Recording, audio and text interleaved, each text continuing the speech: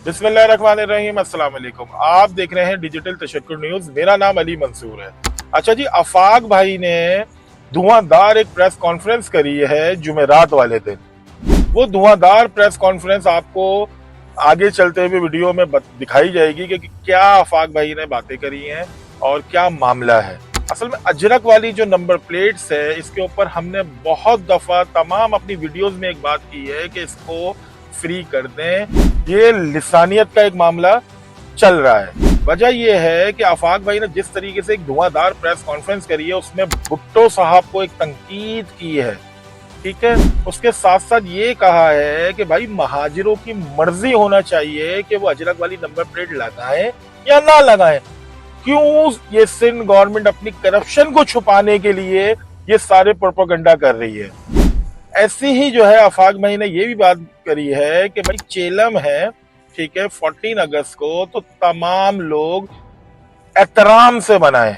इसकी वजह यह है कि जुलूस होंगे और हमारे जो शिया भाई हैं वो लोग अपना जब जुलूस लेके गुजर रहे होंगे तो वहां पर ऐसा कोई मैसेज ना दें कि ऐसा कोई ढोल धड़प्पा ना करें, ऐसा कोई जश्न ना बनाएं, क्योंकि हमें एक मैसेज देना चाहिए, एक एहतराम का मैसेज देना चाहिए और हमें जो है उनके साथ खड़ा होना चाहिए। एक और बात उन्होंने ये भी कही है कि अपील करी है तमाम शिया बरादरी से कि पाकिस्तान का भी फ्लैग लेकर आएंगे तो और अच्छा होगा। तो देखिए, हम तो एक मुस्तकिल एक बात कर रहे हैं सिंध गवर्नमेंट से कि भाईजान इसको फ्री कर दें, इसको फ्री कर दें। ये लिसानियत का मामला चल रहा है। अभी आपने देखा कुछ टाइम पहले, 5-6 दिन पहले मुर्तजा चौरंगी पर एक मामला हुआ जो सोशल मीडिया पे जिसकी वीडियोस भी चली कि सिंधी भाई जो थे हमारे, उन्होंने जो है अजरक वाला झंडा लगा दिया।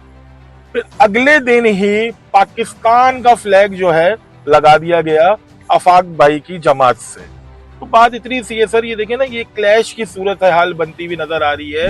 अजरक जो है सिंध की सकाफत है जिसका एहतराम हम भी करते हैं, महाजिर भी करते हैं, तमाम जो भी लोग कराची में बसते हैं और तमाम जबान वाले एहतराम करते हैं सकाफत का। लेकिन इस सकाफत को क्यों इतना सवालिया निशान बनाया जा रहा है भाई? ये अच्छा मामला नहीं है। बहुत मुश्किल से कराची के हालात बेहतर हुए हैं। हमारी फोर्सेस ने बड़ा मुश्किल से यहाँ पर कराची में अमल लाए।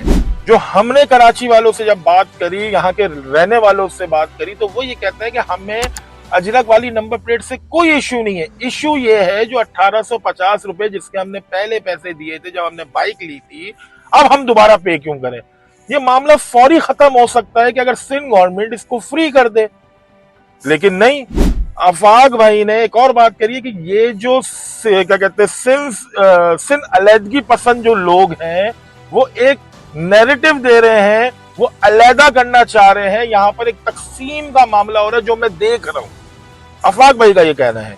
बात ये है, कोटे सिस्टम पे भी उन्होंने बात की, उन्होंने पुलिस के ऊपर भी बात करी। ये कराची में कराची के रहने वाले लोग ही इस पुलिस में जो है काम करें, मुकामी लोगों को तरजीह दी जाए और जो सिंधी भाई हैं उनको, पुलिस वाले जो भी पुलिस में हैं, उनको जो है सिंध भेजा जाए। बहुत सारी बातें आफाक भाई की सही भी हैं, क्योंकि मेरिट पर यहाँ पर कुछ भी नहीं होता। कराची के डोमिसाइल के ऊपर उनको जॉब नहीं मिलती। कराची वालों को कहाँ जॉब मिलती है?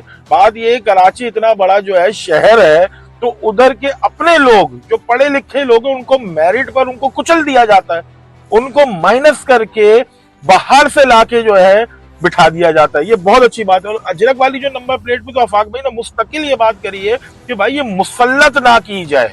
और यही कराची वाले कहते हैं कि भाई ये मुसल्लत क्यों कर रहे हो, पैसे भी दे और अजरक वाली नंबर प्लेट क्यों ले भाई?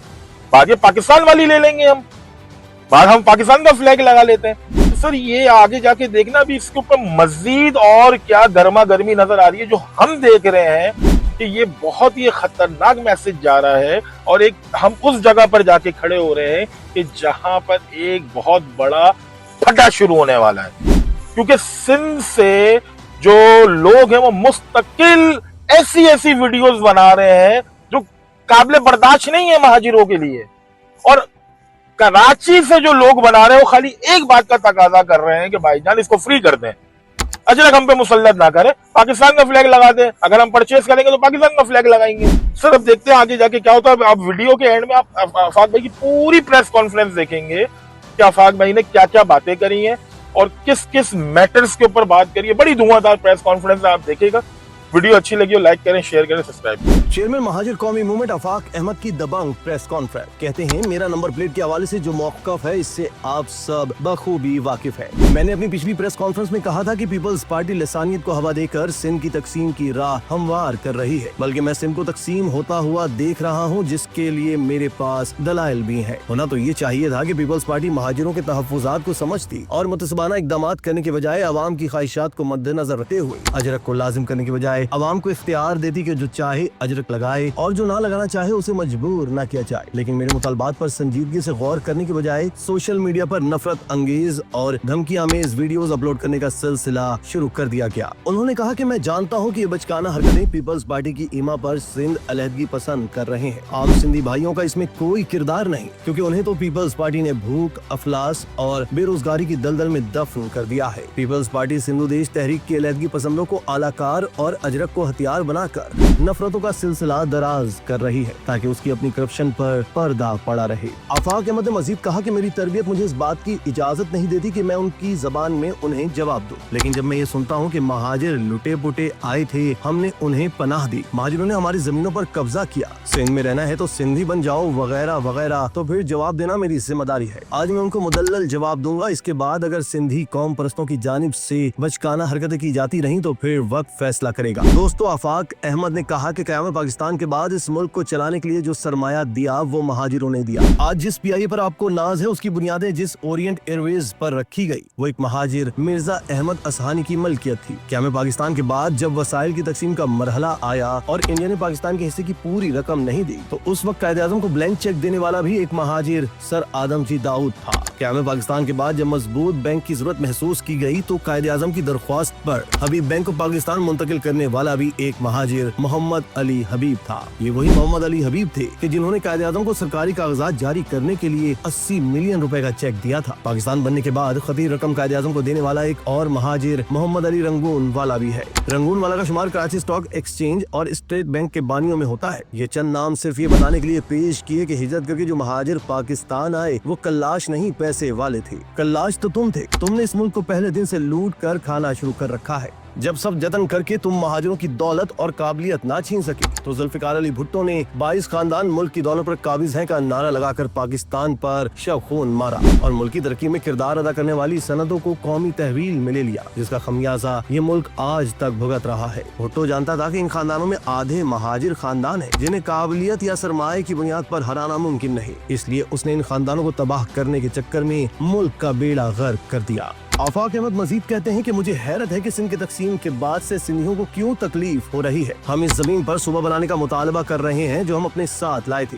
जब जमीन हमारी तो किसी को क्या हक पहुंचता है कि वो उछल कूद करे। ये जमीन महाजिरों की है। ये बात सिंधी कौम परस्त हमीदा खोड़ो की किताब कागजात बराए अलहदगी सिंध अज मुंबई में साफ दर्ज है कि मुस्लिम सिंधी सिर्फ 30% जमीन के हकदार है। सिंध की 60% जमीन पर महाजरीन का हक बनता है। अब अगर सिंधियों को इस बात से इख्तलाफ है तो वो हमीदा खोड़ो को इल्जाम दे। वो कहते हैं कि मेरी इस मलकियत के दावे की सदाकत की गवाही कम अज कम 3 मुआहिदों से साबित है जो तारीख में महफूज है। नाजरीन, उन्होंने कहा कि इस मरतबा हम जश्न आज़ादी ऐसे माहौल में मना रहे हैं जहाँ एक तरफ हमें मुल्क के मुख्तलिफ हिस्सों में बैरूनी मुदाखलत और दहशत गर्दी का सामना है तो दूसरी तरफ मजहबी मुनाफरत का। हमें मुल्क की इस्तेहकाम के लिए बर्दाश्त और इत्तेहाद की मुजाहरे के जरिए मुल्क दुश्मन अनासिर की साजिशों को खाक में मिलाकर मुल्क को मजीद मुस्तहकम और खुशहाल बनाना है। मैं पाकिस्तान भर की अवाम बिलखसूस कराची की अवाम से दरख्वास्त करता हूँ कि चूँकि 15 अगस्त को चहलम है जिसकी तैयारियाँ अहले तशी हजरात 2-4 रोज पहले से शुरू कर देते हैं, इसलिए एक दूसरे के जज्बात का एहतराम करते हुए मजालिस और जुलूस वाली जगहों पर गाने बजाने से गुरेज किया जाए। इसी तरह अहले तशी हजरात से भी दरख्वास्त करूंगा कि वो चहलम के मौके पर अपने उलमाए कराम से मुशावरत करके मजालिस और जुलूस में अलम के साथ साथ पाकिस्तानी झंडे लगाने और साथ लेकर चलने का एहतमाम करके पाकिस्तान से मोहब्बत की उम्दा मिसाल कायम करे। महाजिर कौमी मूवमेंट के चेयरमैन आफाक अहमद ने कहा कि भुट्टो ने 1972 में जबान की बुनियाद पर महाजिरों के मुजाहरे के बाद सिंध के 2 लिसानी सूबा होने का इकरार और ऐलान किया था। जब सिंध 2 लिसानी सूबा है तो कोई लिसानी इकाई अपना कल्चर दूसरी लिसानी इकाई पर कैसे थोप सकती है। इसलिए अजरक वाली नंबर प्लेट पर हुकूमत वाज़े ऐलान करे कि अजरक का निशान इख्तियारी होगा, लाजमी नहीं जो चाहे लगाए जो चाहे ना लगाए। या फिर हुकूमत ऐसे निशान वाली नंबर प्लेट जारी करे जो तमाम लिसानी इकाइयों के लिए काबिल कबूल हो। पीपल्स पार्टी अगर महाजिरों को भी सिंधी भाइयों की तरह सिंध का शहरी समझती है तो फिर नौकरियों में इम्तियाजी सलूक क्यों।